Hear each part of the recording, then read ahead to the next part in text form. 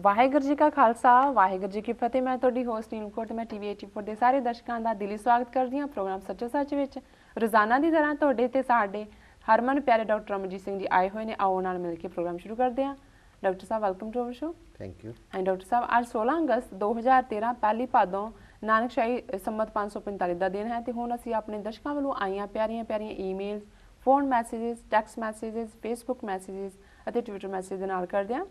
ਸਾਡੀ ਪਹਿਲੀ ਈਮੇਲ ਆਈ ਹੈ ਸਰਬੀਆ ਤੋਂ ਵੀਰ ਫੁਲਵਿੰਦਰ ਸਿੰਘ ਜੀ ਦੀ। ਇਹ ਲਿਖਦੇ ਹਨ, ਸਤਿਕਾਰਯੋਗ ਡਾਕਟਰ ਅਮਰਜੀਤ ਸਿੰਘ ਜੀ ਅਤੇ ਨੀਲਮ ਕੌਰ ਜੀ, ਸਤਿ ਸ੍ਰੀ ਅਕਾਲ। ਮੇਰੀ ਪਹਿਲੀ ਈਮੇਲ ਨੂੰ ਪ੍ਰੋਗਰਾਮ ਵਿੱਚ ਸ਼ਾਮਲ ਕਰਨ ਦਾ ਬਹੁਤ-ਬਹੁਤ ਧੰਨਵਾਦ। ਮੈਨੂੰ ਬਹੁਤ ਖੁਸ਼ੀ ਹੁੰਦੀ ਹੈ ਜਦੋਂ ਦੁਨੀਆ ਦੇ ਹਰ ਕੋਨੇ ਵਿੱਚੋਂ ਵੀਰ ਭੈਣਾਂ ਤੁਹਾਨੂੰ ਲਿਖਦੇ ਨੇ ਤੇ ਤੁਹਾਡੇ ਤੋਂ ਸਵਾਲ ਪੁੱਛਦੇ ਨੇ। ਇਹ ਸਿਰਫ ਸੋਸ਼ਲ ਮੀਡੀਆ, YouTube ਅਤੇ ਪੰਜਾਬ ਸਪੈਕਟਰਮ ਵੈਬਸਾਈਟ ਦੇ ਕਾਰਨ ਹੀ ਹੈ। ਬਾਕੀ ਟੀਵੀ 84 ਦਾ ਮੈਨੂੰ ਪਤਾ ਨਹੀਂ ਕਿ ਕਿਹੜੇ-ਕਿਹੜੇ ਦੇਸ਼ਾਂ ਵਿੱਚ ਚੱਲਦਾ ਹੈ। ਪਹਿਲਾਂ ਤਾਂ ਮੇਰਾ ਇੱਕ ਸੁਝਾਅ ਹੈ ਕਿ ਤੁਹਾਨੂੰ ਕੁਝ ਹੋਰ ਵੈਬਸਾਈਟਸ ਜਿਹੜੇ ਕਿ ਸਿੱਖ ਮਸਲਿਆਂ ਵਿੱਚ ਅੱਗੇ ਹਨ ਅਤੇ ਜਿਨ੍ਹਾਂ ਨੂੰ ਬਹੁਤ ਲੋਕ ਫੋਲੋ ਕਰਦੇ ਹਨ, ਉਹਨਾਂ ਨਾਲ ਤੁਹਾਨੂੰ ਰਾਬਤਾ ਬਣਾ ਕੇ ਤੁਹਾਡੇ ਪ੍ਰੋਗਰਾਮ ਦੇ ਲਿੰਕਸ ਪਬਲਿਸ਼ ਕਰਨ ਲਈ ਦੇਣੇ ਚਾਹੀਦੇ ਹਨ ਤਾਂ ਜੋ ਵੱਧ ਤੋਂ ਵੱਧ ਲੋਕ ਤੁਹਾਡਾ ਇਹ ਪ੍ਰੋਗਰਾਮ ਪੰਜਾਬ ਅਤੇ ਬਾਕੀ ਦੁਨੀਆ ਦੇ ਹਿੱਸਿਆਂ ਵਿੱਚ ਦੇਖ ਸਕਣ। ਮੁੱਖ ਨਿਸ਼ਾਨਾ ਪੰਜਾਬ ਦੇ ਲੋਕ ਹੋਣੇ ਚਾਹੀਦੇ ਹਨ ਕਿਉਂਕਿ ਜਿੰਨਾ ਚਿਰ ਪੰਜਾਬ ਦੇ ਲੋਕਾਂ ਨੂੰ ਨਹੀਂ ਪਤਾ ਲੱਗਦਾ ਕਿ ਅਸੀਂ ਕਿਵੇਂ ਗੁਲਾਮ ਹਾਂ, ਉਨਾ ਚਿਰ ਮੂਵਮੈਂਟ ਦੀ ਲੋੜ ਮਹਿਸੂਸ ਨਹੀਂ ਹੋਣੀ। ਖਾਲਿਸਤਾਨ ਬਣਾਉਣ ਦੀ ਪਹਿਲੀ ਕੋਸ਼ਿਸ਼ ਲੋਕਾਂ ਦੇ ਵਿਚਾਰ ਬਦਲ ਕੇ ਸ਼ਾਂਤੀ ਨਾਲ ਕਰਨੀ ਚਾਹੀਦੀ ਹੈ। ਇਹ ਸਿਰਫ ਸਿੱਖਾਂ ਦਾ ਖਾਲਿਸਤਾਨ ਨਹੀਂ ਹੋਵੇਗਾ। ਇੱਥੇ ਜ਼ਰਾ ਰੁਕੋ, ਮੈਂ ਸਮਝਦਾ ਕਿਉਂਕਿ ਇਹ ਈਮੇਲ ਲੰਬੀ ਹੈ ਜੀ ਤੇ ਅਸੀਂ ਇਹਨੂੰ ਜਿਉਂ ਜਿਹੜਾ ਇਸ਼ੂ ਆਏਗਾ ਉਹਦੇ ਮੁਤਾਬਕ ਡਿਸਕਸ ਕਰਾਂਗੇ। ਜੀ ਡਾਕਟਰ ਸਾਹਿਬ, ਸਭ ਤੋਂ ਪਹਿਲਾਂ ਤਾਂ ਵੀਰ ਫੁਲਵਿੰਦਰ ਸਿੰਘ ਜੀ ਦਾ ਬਹੁਤ-ਬਹੁਤ ਧੰਨਵਾਦ। ਉਹਨਾਂ ਨੇ ਸਰਬੀਆ ਤੋਂ ਲਿਖਿਆ ਔਰ ਅਸੀਂ ਖਿਮਾ ਚਾਹੁੰਦੇ ਹਾਂ ਕਿ ਉਹਨਾਂ ਦੀ ਇਹ ਈਮੇਲ ਆਇਆ ਵੀ ਸ਼ਾਇਦ 3 ਹਫ਼ਤੇ ਹੋ ਗਏ ਨੇ ਜੀ, ਪਰ ਕਿਉਂਕਿ ਇਸ ਦੌਰਾਨ ਹੋਰ ਵੀ ਈਮੇਲਸ ਰਹੀਆਂ ਜਿਨ੍ਹਾਂ ਕਰਕੇ ਉਹਨਾਂ ਨੂੰ ਅਸੀਂ ਅੱਜ ਦਾ ਜਿਹੜਾ ਮੁੱਖ ਸਲਾਟ ਹੈ ਬਿਗਨਿੰਗ ਅੱਜ ਦੀ ਅਸੀਂ ਉਹਨਾਂ ਦੀ ਇਸ ਈਮੇਲ ਨਾਲ ਕਰ ਰਹੇ ਜੀ। ਉਹਨਾਂ ਨੇ ਖੁਸ਼ੀ ਦਾ ਇਜ਼ਹਾਰ ਕੀਤਾ ਕਿ ਦੁਨੀਆ ਦੇ ਹਰ ਕੋਨੇ 'ਚੋਂ ਜਿਹੜੇ ਗੁਰਸਿੱਖ ਵੀਰ ਭੈਣਾਂ ਸਾਨੂੰ ਲਿਖਦੇ ਨੇ ਜੀ ਔਰ ਇਸ ਦੇ ਨਾਲ ਇੱਕ ਫੋਰਮ ਬਣ ਗਿਆ ਹੈ। ਔਰ ਉਹਨਾਂ ਨੇ ਬਿਲਕੁਲ ਠੀਕ ਕਿਹਾ ਕਿ ਇਹ ਸੋਸ਼ਲ ਮੀਡੀਆ, ਪੰਜਾਬ ਸਪੈਕਟਰਮ ਔਰ ਦੂਸਰੇ ਵੈਬਸਾਈਟਸ ਜਿਹੜੇ ਕੈਰੀ ਕਰਦੇ ਨੇ ਉਹਨਾਂ ਦੀ ਬਦੌਲਤ ਹੀ ਹੈ ਕਿ ਇਹ ਸੁਨੇਹਾ ਇੱਕਦਮ ਜਿਹੜਾ ਸਿੱਖ ਜਗਤ ਤੱਕ ਪਹੁੰਚਿਆ ਹੈ ਔਰ ਅਵੇਲੇਬਿਲਟੀ ਹੈ ਇੰਟਰਨੈਟ ਦੀ, ਈਮੇਲ ਸਿਸਟਮ ਦੀ, ਉਹਦੇ ਰਾਹੀਂ ਉਹ ਆਪਣੇ ਵਿਚਾਰ ਦਿੰਦੇ ਨੇ। ਔਰ ਮੈਂ ਵੀ ਇਹ ਗੱਲ ਜਿਹੜੀ ਹੈ ਬੜੀ ਖੁੱਲ੍ਹ ਕੇ ਐਡਮਿਟ ਕਰਨਾ ਚਾਹੁੰਦਾ ਕਿ ਮੇਰੇ ਲਈ ਵੀ, ਹਾਲਾਂਕਿ ਮੈਂ ਲਗਭਗ 25 ਸਾਲ ਤੋਂ ਪੰਥਕ ਜੀਵਨ ਦੇ ਵਿੱਚ ਹਾਂ ਇੱਥੋਂ ਦੇ ਜੀ, ਲੇਕਿਨ ਜਿੰਨਾ ਕੁਛ ਮੈਂ ਇਹਨਾਂ 6 ਮਹੀਨਿਆਂ ਦੇ ਵਿੱਚ ਸਿੱਖਿਆ, ਜਿੰਨਾ ਦਾਇਰਾ ਔਰ ਜਿਸ ਤਰੀਕੇ ਦੇ ਨਾਲ ਦਰਸ਼ਕਾਂ ਦੇ ਨਾਲ ਸਾਡਾ ਡਾਇਰੈਕਟ ਜਿਹੜਾ ਹੈ ਉਹ ਖੁੱਲ੍ਹਿਆ ਰਾਬਤਾ, ਇਹ ਪਹਿਲਾਂ ਨਹੀਂ ਸੀ। ਹਾਲਾਂ ਨਿਊਜ਼ਪੇਪਰਸ ਲਈ ਮੈਂ 1991 ਤੋਂ ਚੜ੍ਹਦੀ ਕਲਾ ਇੰਟਰਨੈਸ਼ਨਲ ਦਾ ਐਡੀਟਰ ਇਨ ਚੀਫ ਹੈ, ਉਹਨਾਂ ਦੇ ਐਡੀਟੋਰੀਅਲ ਬੋਰਡ ਦਾ। ਸੋ 93 ਦੇ ਵਿੱਚ ਮੈਂ ਲਿਖਣਾ ਸ਼ੁਰੂ ਕੀਤਾ ਐਡੀਟੋਰੀਅਲ ਚੜ੍ਹਦੀ ਕਲਾ ਲਈ, ਜਿਹੜਾ ਲਗਾਤਾਰਤਾ ਦੇ ਨਾਲ ਪਿਛਲੇ ਇਹਨਾਂ ਸਾਰੇ ਸਾਲਾਂ ਤੋਂ ਲਗਭਗ 18 ਸਾਲ ਤੋਂ ਮੈਂ ਲਿਖਦਾ। ਇਸ ਤੋਂ ਇਲਾਵਾ ਸਾਡਾ ਇੱਕ ਕਾਲਮ ਖਾਲਿਸਤਾਨ ਕਾਲਿੰਗ ਹੈ ਜੀ, ਜਿਹੜਾ ਲਗਭਗ 1 ਦਰਜਨ ਦੇ ਕਰੀਬ ਨਿਊਜ਼ਪੇਪਰਸ, ਮੈਗਜ਼ੀਨ ਜਿਨ੍ਹਾਂ 'ਚ ਪੰਜਾਬ ਦੀਆਂ ਪਬਲੀਕੇਸ਼ਨਸ ਵੀ ਸ਼ਾਮਲ ਨੇ ਉਹਨਾਂ 'ਚ ਛਪਦੇ ਜੀ। ਐਵਰੇਜ ਲਗਭਗ 4 ਮੇਰੇ ਰੈਗੂਲਰ ਟਾਕ ਸ਼ੋਅ ਨੇ ਜਿਨ੍ਹਾਂ 'ਚੋਂ ਕੁਛ ਜਿਵੇਂ ਅੱਜ ਦੀ ਆਵਾਜ਼ ਵਰਗੇ 17 ਸਾਲ ਤੋਂ ਲਗਾਤਾਰਤਾ ਨਾਲ ਨੇ ਜੀ। ਪਰ ਇਹਦੇ ਬਾਵਜੂਦ ਟੀਵੀ 84 ਦੇ ਇਸ ਪਲੇਟਫਾਰਮ ਰਾਹੀਂ ਜਿੰਨੀ ਤੇਜ਼ੀ ਦੇ ਨਾਲ ਗੱਲ ਪਹੁੰਚੀ ਹੈ, ਇਹ ਰਿਮਾਰਕੇਬਲ ਹੈ ਜੀ। ਦੂਸਰੀ ਗੱਲ ਉਹਨਾਂ ਨੇ ਜਿਹੜੀ ਕਹੀ ਕਿ ਇਸ ਨੂੰ ਜਿਹੜੇ ਹੋਰ ਵੀ ਵੈਬਸਾਈਟ ਨੇ ਉਹਨਾਂ ਦੇ ਨਾਲ ਰਾਬਤਾ ਕਰਕੇ ਸਾਨੂੰ ਯਕੀਨੀ ਬਣਾਉਣਾ ਚਾਹੀਦਾ ਵੀ ਜਿੱਥੇ ਜਿਹੜੇ ਜ਼ਿਆਦਾ ਪੜ੍ਹੇ ਜਾਂਦੇ ਨੇ ਉਹਨਾਂ ਤੱਕ ਪਹੁੰਚ ਹੋਏ ਜੀ। ਦੇਖੋ, ਅਸੀਂ ਸੀਮਤ ਸਾਧਨਾ ਔਰ 24 ਆਵਰਸ ਦਾ ਇੱਕ ਦਿਨ ਹੁੰਦਾ, ਉਹਦੇ 'ਚੋਂ ਜਿੰਨੇ ਕੁ ਲੋੜੀਂਦੇ ਆਰਾਮ ਜਾਂ ਖਾਣ ਲਈ ਵਕਤ ਨੂੰ ਛੱਡ ਕੇ ਆਲਮੋਸਟ ਸਾਰਾ ਕੁਛ ਹੀ ਇਸ ਪਾਸੇ ਹੈ ਜੀ ਜੀ। ਸੋ ਉਹਦੇ 'ਚ ਜ਼ਾਹਰ ਹੈ ਵੀ ਕਈ ਵਾਰ ਸਮੇਂ ਦੀ ਜਾਂ ਕਨੈਕਸ਼ਨਸ ਦੇ ਲਈ ਹੁਣ ਬਹੁਤ ਵਾਰ ਕਈਆਂ ਦੇ ਮੈਸੇजेस ਵੀ ਰਿਟਰਨ ਨਹੀਂ ਹੁੰਦੇ ਕੁਇਕਲੀ ਜੀ। ਸੋ ਇਹ ਸਾਡਾ ਜੋ ਵੀ ਅਸੀਂ ਕਰਦੇ ਹਾਂ, ਖਾਸ ਤੌਰ ਤੇ ਟੀਵੀ 84 ਦੀ ਅਪਲੋਡਿੰਗ ਜਿਹੜੀ ਹੈ ਇਹ ਪੰਥ ਦੇ ਲਈ ਹੈ। ਸੋ ਅਸੀਂ ਸਮਝਦੇ ਹਾਂ ਵੀ ਸਾਡੇ ਵੀਰ ਫੁਲਵਿੰਦਰ ਸਿੰਘ ਵਰਗੇ ਵੀਰ ਜਿਹੜੇ ਨੇ ਉਹ ਇਹ ਯਤਨ ਕਰਨ ਔਰ ਇਸ ਗੱਲ ਨੂੰ ਯਕੀਨੀ ਬਣਾਉਣ ਕਿ ਲਿੰਕ ਤਾਂ ਪਏ ਹੋਏ ਨੇ ਜੀ ਜੀ, ਕਿ ਵੱਧ ਤੋਂ ਵੱਧ ਥਾਵਾਂ ਤੇ ਇਹ ਜਿਹੜਾ ਹੈ ਉਹ ਪਹੁੰਚਦਾ ਕੀਤਾ ਜਾਏ ਜੀ। ਔਰ ਅਸੀਂ ਵੀ ਜਿੱਥੇ ਸਾਡੇ ਤੋਂ ਥੋੜ੍ਹਾ ਬਹੁਤ ਰਾਬਤਾ ਹੁੰਦਾ, ਪਰ ਮੈਂ ਜਿਵੇਂ ਕਿਹਾ ਵੀ ਸਮੇਂ ਦੀ ਸੀਮਾ ਜੀ ਔਰ ਕਈ ਵਾਰ ਟਰੈਵਲ ਵੀਕਐਂਡ ਤੇ ਜਿਹੜੇ ਪ੍ਰੋਗਰਾਮ ਪੰਥਕ ਹਵਾਲੇ ਨਾਲ ਲਗਾਤਾਰਤਾ ਨਾਲ ਚੱਲਦੇ ਨੇ, ਕਾਨਫਰੰਸਿਸ ਨੇ, ਯੂਥ ਕੈਂਪਸ ਨੇ, ਸ਼ਹੀਦੀ ਸਮਾਗਮ ਨੇ, ਜੀ ਉਹ ਵੀ ਪ੍ਰੋਗਰਾਮ ਚੱਲ ਰਹੇ ਨੇ। ਸੋ ਉਹਦੇ 'ਚ ਇਨ ਐਡੀਸ਼ਨ ਇਹ ਐਡ ਹੋਇਆ TV 84 ਦਾ ਜੀ। ਸੋ ਜ਼ਾਹਰ ਹੈ ਵੀ ਜਿੱਥੇ ਵੱਧ ਤੋਂ ਵੱਧ ਤੱਕ ਲੱਗੇਗਾ ਸੁਨੇਹਾ ਵੀ ਪਹੁੰਚੇਗਾ ਜੀ। ਔਰ ਉਹਨਾਂ ਨੇ ਬਿਲਕੁਲ ਠੀਕ ਕਿਹਾ ਕਿ ਵੀ ਚਲੋ ਸਾਡੇ ਕੋਲ ਤਾਂ ਬਾਹਰ ਡਾਇਸਪੋਰਾ 'ਚ ਇੱਕ ਫਰੀडम ਹੈ, ਗੱਲ ਤੁਰੀ ਹੈ ਜੀ। ਔਰ ਉਹਦਾ ਟਾਰਗੇਟ ਜਿਹੜਾ ਅਲਟੀਮੇਟਲੀ ਉਹ ਪੰਜਾਬ ਦੇ ਵਿੱਚ ਸਾਡੇ ਵੀਰ ਭੈਣਾਂ ਤੱਕ ਸੁਨੇਹਾ ਪਹੁੰਚੇ, ਉਹ ਡਾਇਲੋਗ ਦੇ ਵਿੱਚ ਇਨਵੋਲਵ ਹੋਣ, ਉਹਨਾਂ ਦੇ ਵਿੱਚ ਜਿਹੜੀ ਇੱਕ ਨੈਗੇਟਿਵਿਟੀ ਆਈ ਹੋਈ ਹੈ, ਇੱਕ ਨਾ ਪੱਖੀ ਜਾਂ ਇੱਕ ਢਹਿੰਦੀ ਕਲਾ ਵਾਲਾ ਮਾਹੌਲ ਹੈ ਜੀ। ਜਾਂ ਇੱਕ ਬਿਲਕੁਲ ਜਿਹਨੂੰ ਕਹਿੰਦੇ ਨੇ ਕਿ ਵੀ darkness in the end of the tunnel, ਕਿ ਵੀ ਸਾਰੀ ਟਨਲ 'ਚ ਵੀ ਡਾਰਕਨੈਸ ਹੈ, ਉਹਦੇ ਦੂਜੇ ਐਂਡ ਤੇ ਵੀ ਕੋਈ ਰੌਸ਼ਨੀ ਨਜ਼ਰ ਨਹੀਂ ਆਉਂਦੀ। ਸੋ ਉਹਨਾਂ ਨੂੰ ਜਿਹੜੇ ਆਜ਼ਾਦ ਵਿਚਾਰ ਨੇ, ਬਾਹਰਲੀ ਫਿਜ਼ਾ ਹੈ, ਉਸ ਰਾਹੀਂ ਜਿਹੜੀ ਹੈ ਉਹ ਹੋਪ ਮਿਲ ਸਕੇ। ਸੋ ਅਸੀਂ ਅੱਗੇ ਉਹਨਾਂ ਦੇ ਵਿਚਾਰਾਂ ਨੂੰ ਫਿਰ ਤੋਰਦੇ ਹਾਂ ਜੀ। ਅੱਗੇ ਵੀਰ ਜੀ ਲਿਖਦੇ ਹਨ, ਇੱਥੇ ਸਭ ਧਰਮਾਂ ਦੀ ਆਜ਼ਾਦੀ ਹੋਵੇਗੀ, ਹੱਕ ਤੇ ਸੱਚ ਦਾ ਬੋਲਬਾਲਾ ਹੋਵੇਗਾ। ਇਹ ਗੱਲ ਬਾਕੀ ਧਰਮਾਂ ਦੇ ਲੋਕਾਂ ਨੂੰ ਵੀ ਸਮਝਾਉਣੀ ਹੋਵੇਗੀ। ਜੇ ਆਪਾਂ ਸੋਚਦੇ ਹਾਂ ਕਿ ਖਾਲਿਸਤਾਨ ਦੀ ਬਾਉਂਡਰੀ ਜਮਨਾ ਤੱਕ ਹੋਵੇਗੀ ਤਾਂ ਉਹਦੇ ਲਈ ਸਾਨੂੰ ਸਿਰਫ ਪੰਜਾਬ ਦੇ ਸਿੱਖਾਂ ਨੂੰ ਹੀ ਨਹੀਂ ਬਲਕਿ ਹਰਿਆਣੇ, ਹਿਮਾਚਲ ਦੇ ਹਿੰਦੂਆਂ ਨੂੰ ਵੀ ਦੱਸਣ ਦੀ ਲੋੜ ਹੈ ਕਿ ਖਾਲਿਸਤਾਨ ਕੀ ਹੈ ਅਤੇ ਉਹਦੀ ਲੋੜ ਕਿਉਂ ਹੈ। ਹਾਂਜੀ, ਇੱਕ ਮਿੰਟ ਜੀ।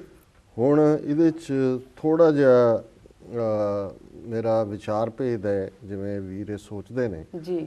ਹਾਲਾਂ ਇਹਦੇ 'ਚ ਕੋਈ ਸ਼ੱਕ ਨਹੀਂ ਹੈ ਕਿ ਜਦੋਂ ਤੱਕ ਅਸੀਂ ਗੱਲ ਨੂੰ ਪੰਜਾਬ ਦੇ ਆਪਣੇ ਵੀਰਾਂ ਭੈਣਾਂ ਤੱਕ ਨਹੀਂ ਪਹੁੰਚਾਉਂਦੇ, ਹਿੰਦੁਸਤਾਨੀ ਹਕੂਮਤ, ਉਹਨਾਂ ਦੇ ਮੀਡੀਆ ਤੰਤਰ ਦੀ ਜਿਹੜੀ ਨਾ ਪੱਕੀ ਪਹੁੰਚ ਹੈ, ਉਹਨੇ ਕਾਫੀ ਜਿਹੜੇ ਨੇ ਭੁਲੇਖੇ ਵੀ ਪਾਏ ਹੋਏ ਨੇ ਜੀ। ਪਰ ਕੁੱਲ ਮਿਲਾ ਕੇ ਜਦੋਂ ਅਸੀਂ ਡੈਮੋਗ੍ਰਾਫਿਕਸ ਦੇਖਦੇ ਹਾਂ ਪੰਜਾਬ ਦੀਆਂ ਜਾਂ ਲਾਗਲਿਆਂ ਦੀਆਂ, ਇਹਦੇ 'ਚ ਵੀ ਕੋਈ ਸ਼ੱਕ ਨਹੀਂ ਹੈ ਵੀ ਖਾਲਿਸਤਾਨ ਜਿਹੜਾ ਹੈ ਉਹ ਕੋਈ ਇਕੱਲੇ ਸਿੱਖਾਂ ਦੇ ਲਈ ਨਹੀਂ ਜੀ। ਪਰ ਇਹਦੇ 'ਚ ਵੀ ਕੋਈ ਸ਼ੱਕ ਨਹੀਂ ਹੈ ਵੀ ਖਾਲਿਸਤਾਨ ਅਸੀਂ ਇਸ ਲਈ ਬਣਾਉਣਾ ਹੈ ਕਿ ਸਿੱਖ ਹੱਕ ਸੁਰੱਖਿਅਤ ਹੋਣ, ਸਿੱਖ ਹੋਮਲੈਂਡ ਜੇ ਉਸ ਨੂੰ ਕਹਿੰਦੇ ਆ ਉਹਦੇ ਲਈ ਕੁਰਬਾਨੀਆਂ ਨੇ, ਤਾਂ ਕਿ ਮਹਾਰਾਜਾ ਰਣਜੀਤ ਸਿੰਘ ਦੇ ਰਾਜ ਵਾਲਾ, ਜਿਹਨੂੰ ਅਸੀਂ ਸਿੱਖ ਰਾਜ ਹੀ ਕਹਿੰਦੇ ਹਾਂ ਔਰ ਸਿੱਖ ਰਾਜ ਸੀ ਜੀ, ਉਹਦੇ 'ਚ ਜਿਸ ਕਿਸਮ ਦਾ ਮਾਹੌਲ ਬਣਿਆ ਕਿ ਡੋਗਰੇ ਤੇ ਮਿਸਰ ਡਿਸੀਜਨ ਮੇਕਿੰਗ ਪਾਵਰ ਉਹਨਾਂ ਕੋਲ ਆ ਗਈ, ਤੇ ਜਿਹੜਾ 100 ਸਾਲ ਦਾ ਸਿੱਖਾਂ ਦਾ ਸੰਘਰਸ਼ ਸੀ ਜਿਸ ਨੇ ਉਹ ਸਿੱਖ ਰਾਜ ਬਣਾਇਆ ਸੀ ਜੀ, ਉਹ ਸਾਰਾ ਹੀ ਜਿਹੜਾ 10 ਸਾਲ ਦੇ ਵਿੱਚ ਹਾਊਸ ਆਫ ਕਾਰਡਸ ਦੀ ਤਰ੍ਹਾਂ, ਤਾਸ਼ ਦੇ ਪੱਤਿਆਂ ਦੀ ਤਰ੍ਹਾਂ, ਜਾਂ ਇਉਂ ਕਹੀਏ ਵੀ ਜਿਉਂ ਬਾਲੂ ਕੀ ਭੀਤ ਜੀ, ਹੈ ਨੀ ਕਿ ਵੀ ਉਸ ਰੇਤ ਦੀ ਕੰਧ ਦੀ ਤਰ੍ਹਾਂ ਉਹ ਜਿਹੜਾ ਹੈ ਜਾ ਡਿੱਗਿਆ ਥੱਲੇ ਜੀ। ਸੋ ਉਹਦੇ 'ਚ ਜਿਹੜੀ ਗੱਲ ਐਜੂਕੇਸ਼ਨ ਦੇ ਹਵਾਲੇ ਨਾਲ ਹੈ ਵੀ ਹੁਣ ਤੁਸੀਂ ਪੰਜਾਬ ਦੇ ਹਿੰਦੂਆਂ ਨੂੰ, ਜਿਹਦੇ 'ਚ ਮੈਂ ਜਦੋਂ ਅੱਗੇ ਤੁਸੀਂ ਪੜ੍ਹੋਗੇ ਤਾਂ ਮੈਂ ਦੱਸਾਂਗਾ ਵੀ ਉਹਦੇ 'ਚ ਉਹਨਾਂ ਨੂੰ ਥੋੜ੍ਹਾ ਬਹੁਤ ਉਹਨਾਂ ਦੀ ਆਬਾਦੀ ਦਾ ਵੀ ਭੁਲੇਖਾ ਹੈ ਜੀ ਜੀ। ਇਹਦੇ 'ਚ ਕੋਈ ਸ਼ੱਕ ਨਹੀਂ ਹੈ ਵੀ ਅਸੀਂ ਹਮੇਸ਼ਾ ਹੀ ਇਸ ਪਹੁੰਚ ਨੂੰ ਰੱਖਿਆ ਜੀ। ਔਰ ਇਹੀ ਨਹੀਂ, ਅਕਾਲੀਆਂ ਨੂੰ ਭਾਵੇਂ ਅਸੀਂ ਹੋਰ 36 ਕਾਰਨਾਂ ਕਰਕੇ ਅੱਜ ਦੇ ਅਕਾਲੀਆਂ ਨੂੰ ਆਲੋਚਨਾ ਦਾ ਸ਼ਿਕਾਰ ਬਣਾਉਂਦੇ ਹਾਂ, ਰਾਈਟਲੀ ਸੋ, ਪਰ ਮੈਂ ਸਮਝਦਾ ਵੀ ਪੰਜਾਬੀ ਸੂਬੇ ਦੇ ਮੋਰਚੇ ਵੇਲੇ ਵੀ ਜਿਹੜਾ ਕਿ ਬਿਲਕੁਲ ਨੌਨ ਫਿਰਕੂ ਲਾਈਨ ਦੇ ਉੱਤੇ ਸੀ ਜੀ, ਉਸ ਦੇ ਵਿੱਚ ਕੋਈ ਇਹ ਨਹੀਂ ਸੀ ਕਿ ਉਹਨਾਂ ਨੇ ਕੋਈ ਦੇਸ਼ ਨੂੰ ਤੋਂ ਅੱਡ ਹੋਣਾ ਜੀ, ਉਸ ਫਾਰਮੂਲੇ ਦੇ ਥੱਲੇ ਸੀ ਜਿਹਦੇ ਥੱਲੇ ਕਿ ਸਾਰੇ ਦੇਸ਼ ਭਰ ਦੇ ਵਿੱਚ ਜ਼ਬਾਨ ਦੇ ਆਧਾਰ ਤੇ ਸੂਬੇ ਬਣਾਏ ਗਏ ਸਨ, ਤੇਲਗੂ ਦੇ ਆਧਾਰ ਦੇ ਉੱਤੇ, ਤਮਿਲ ਦੇ ਉੱਤੇ, ਮਰਾਠਾ ਦੇ ਉੱਤੇ, ਗੁਜਰਾਤ ਦੇ ਉੱਤੇ ਜੀ। ਔਰ ਉਦੋਂ ਵੀ ਜਿਹੜਾ ਸਭ ਤੋਂ ਜ਼ਿਆਦਾ ਸਵਾਲ ਮਾਸਟਰ ਤਾਰਾ ਸਿੰਘ ਨੂੰ ਜਾਂ ਉਸ ਵੇਲੇ ਦੀ ਲੀਡਰਸ਼ਿਪ ਨੂੰ ਫੇਸ ਕਰਨਾ ਪੈਂਦਾ ਸੀ, ਉਹ ਇਹੀ ਕਹਿੰਦੇ ਸੀ ਜੀ ਤੁਸੀਂ ਪੰਜਾਬੀ ਸੂਬਾ ਬਣਾਓਗੇ, ਪੰਜਾਬ ਤੋਂ ਬਾਹਰ ਦੇ ਸਿੱਖਾਂ ਦਾ ਕੀ ਬਣੇਗਾ। ਜੀ ਜੀ। ਸੋ ਜ਼ਾਹਰ ਹੈ ਵੀ ਪੰਜਾਬੀ ਸੂਬਾ ਵੀ ਇਹਨਾਂ ਨੂੰ ਨਹੀਂ ਸੀ ਸਵਾਲੋ ਹੁੰਦਾ, ਇਹ ਸਮਝਦੇ ਸੀ ਕਿ ਜੇ ਤੁਸੀਂ ਪੰਜਾਬੀ ਜ਼ਬਾਨ ਦੀ ਰੈਕਗਨੀਸ਼ਨ ਲਈ ਵੀ ਕੁਝ ਕਰਦੇ ਹੋ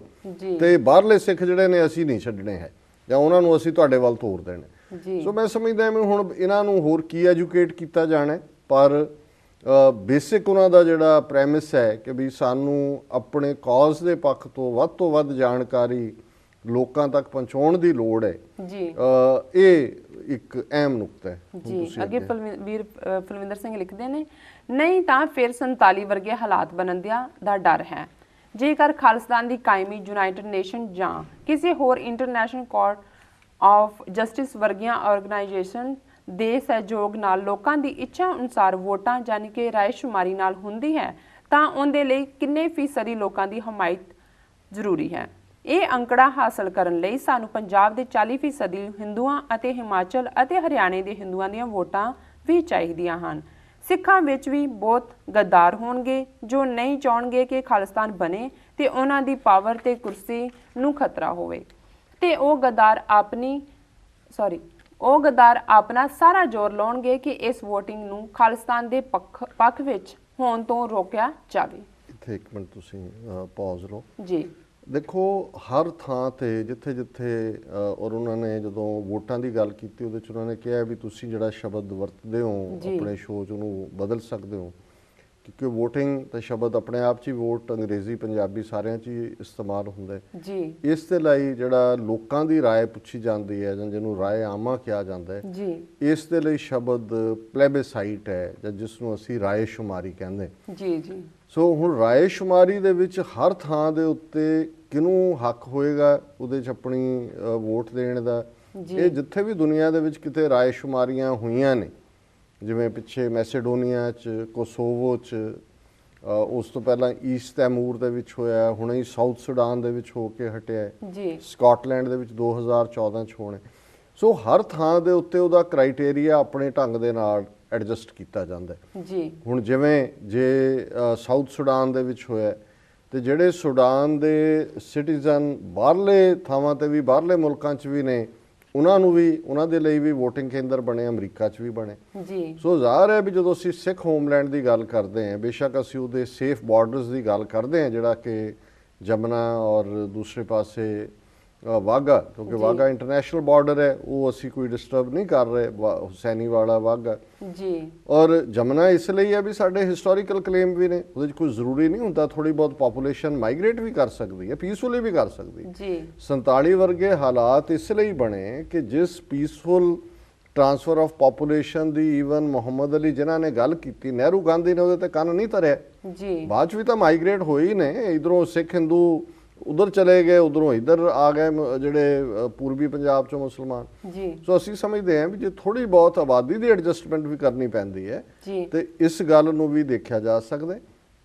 ਦੂਸਰੀ ਗੱਲ ਸਿੱਖ ਡਾਇਸਪੋਰਾ ਜੇ ਅੱਜ ਲਗਭਗ 35 ਲੱਖ ਸਿੱਖ ਭਾਰਤ ਦੇ ਨਕਸ਼ੇ ਦੀ ਕੈਦ ਤੋਂ ਬਾਹਰ ਹੈ ਤੇ ਇਸ ਡਾਇਸਪੋਰਾ ਨੂੰ ਵੀ ਜਿਵੇਂ ਹਰ ਯਹੂਦੀ ਦੁਨੀਆ ਭਰ 'ਚ ਬੈਠੇ ਦਾ ਰਾਈਟ ਹੈ ਇਜ਼ਰਾਈਲ ਦਾ ਸਿਟੀਜ਼ਨ ਵੀ ਹੈ ਸੋ ਉਹ 35 ਲੱਖ ਸਿੱਖ ਵੀ ਸਕਾਟਸ ਦੀ ਤਰ੍ਹਾਂ ਜਾਂ ਸਾਊਥ ਸੁਡਾਨ ਵਾਲਿਆਂ ਦੀ ਤਰ੍ਹਾਂ ਉਹ ਆਪਣੇ ਵੋਟ ਪਾਏਗਾ ਉਸ ਰਾਏ ਸ਼ੁਮਾਰੀ ਦੇ ਵਿੱਚ ਆਪਣੀ ਉਹ ਰਾਏ ਦੇਗਾ ਜੀ। ਸੋ ਇਸ ਦੇ ਨਾਲ ਹੀ ਅਸੀਂ ਸਮਝਦੇ ਹਾਂ ਵੀ UN ਦੇ ਥੱਲੇ ਹੁੰਦੀ ਹੈ ਬਹੁਤ ਚੰਗੀ ਗੱਲ ਹੈ ਜੀ। ਸਾਡਾ ਕਲੇਮ ਹਿਸਟੋਰੀਕਲ ਇਲਾਕੇ ਤੇ ਵੀ ਹੈ ਕਿਉਂਕਿ ਜੇ ਅਸੀਂ ਜਮਨਾ ਤੱਕ ਦੀ ਗੱਲ ਕਰਦੇ ਹਾਂ ਸਿਰਫ ਪੋਪੂਲੇਸ਼ਨ ਸਾਡਾ ਬੇਸ ਨਹੀਂ ਹੈ ਜਿਹੜੀਆਂ ਰਿਆਸਤਾਂ ਸੀ ਸਿੱਖ ਰਿਆਸਤਾਂ ਘੱਗਰ ਤੋਂ ਪਾਰ ਜੀਂਦ ਹੈ ਕੈਥਲ ਹੈ ਇਹ ਸਾਰੀਆਂ ਜਮਨਾ ਦੇ ਨਾਲ ਜਾ ਕੇ ਲੱਗਦੀਆਂ ਨੇ ਸਾਡਾ ਹਿਸਟੋਰੀਕਲ ਪਾਰਟ ਹੈ ਔਰ ਕਈ ਵਾਰ ਫਿਰ ਜਦੋਂ ਦੇਸ਼ ਕ੍ਰੀਏਟ ਹੁੰਦੇ ਨੇ ਥੋੜਾ ਬਹੁਤ ਇਲਾਕਾ ਵਾਈਜ਼ ਟ੍ਰੇਡ ਵੀ ਹੋ ਜਾਂਦਾ ਹੈ ਕਿ ਵੀ ਤੁਸੀਂ ਉਹਦਾ ਬਾਰਡਰ ਸਟ੍ਰੇਟ ਕਰਨਾ ਹੈ ਸਮੁੰਦਰ ਤੱਕ ਐਕਸੈਸ ਦੇਣੀ ਹੈ ਪਹਾੜਾਂ ਤੱਕ ਦੇਣੀ ਹੈ।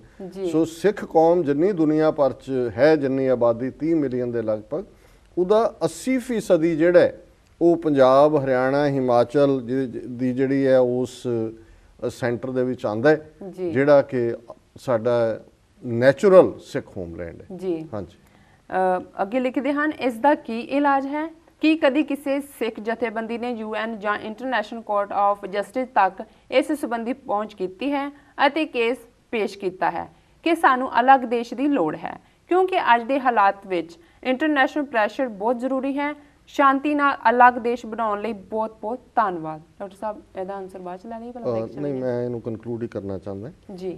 ਦੇਖੋ ਪਹਿਲੀ ਗੱਲ ਤਾਂ ਯੂਨਾਈਟਿਡ ਨੇਸ਼ਨਸ 'ਚ ਵੀ ਕੇਸ ਕੋਈ ਰੈਕਗਨਾਈਜ਼ਡ ਕੰਟਰੀ ਹੀ ਤੁਹਾਨੂੰ ਰਿਪਰੈਜ਼ੈਂਟ ਕਰ ਸਕਦੀ ਹੈ ਜੀ ਜਿਹੜਾ ਤੁਹਾਡੇ ਕੇਸ ਨੂੰ ਪਲੀਡ ਕਰੇ ਉਹ ਕਦੇ ਵੀ ਹੋਇਆ ਨਹੀਂ ਹੈ ਕਿਉਂਕਿ ਈਵਨ ਪਾਕਿਸਤਾਨ ਉਹ ਕਸ਼ਮੀਰ ਦੀ ਬੇਸ਼ੱਕ ਐਡਵੋਕੇਸੀ ਕਰਦਾ ਹੈ ਕਸ਼ਮੀਰ ਦੇ ਸਿਕਿਉਰਿਟੀ ਕਾਉਂਸਲ ਰੈਜ਼ੋਲੂਸ਼ਨ ਦੀ ਵੀ ਪਰ ਉਸ ਗੱਲ ਨੂੰ ਵੀ ਅੱਜ ਤੱਕ ਮੰਨਿਆ ਨਹੀਂ ਗਿਆ ਜੀ।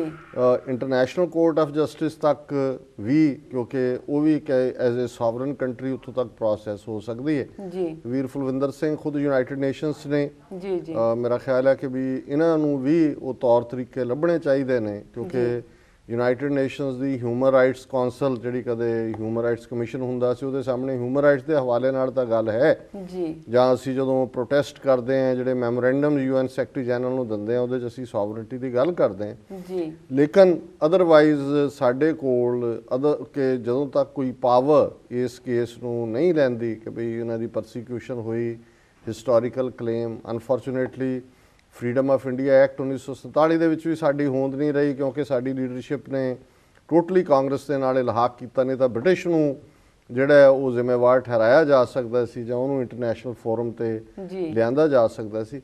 ਬਾਕੀ ਜਿਹੜਾ ਪੰਜਾਬ 'ਚ ਹਿੰਦੂਆਂ ਦੀ ਆਬਾਦੀ ਦਾ ਮਿੱਥ ਹੈ ਪੰਜਾਬ ਦੇ ਵਿੱਚ 13% ਤੋਂ ਜ਼ਿਆਦਾ ਹਿੰਦੂ ਨਹੀਂ ਨੇ ਜੀ ਜੀ।